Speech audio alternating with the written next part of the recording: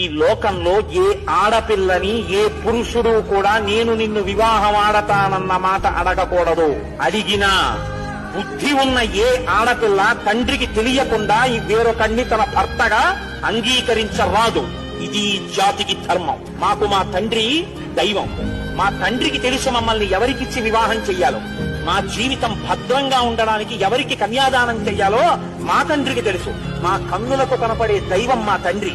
ఈ దేశంలో ఇప్పుడు కాదు ఎప్పటికీ కూడా ఆడపిల్ల తండ్రి మాట కాదని తనకు తాను స్వతంత్రించి తన భర్తని తాను ఎన్నుకునేటటువంటి దుర్దినమో రాకుండుగాక.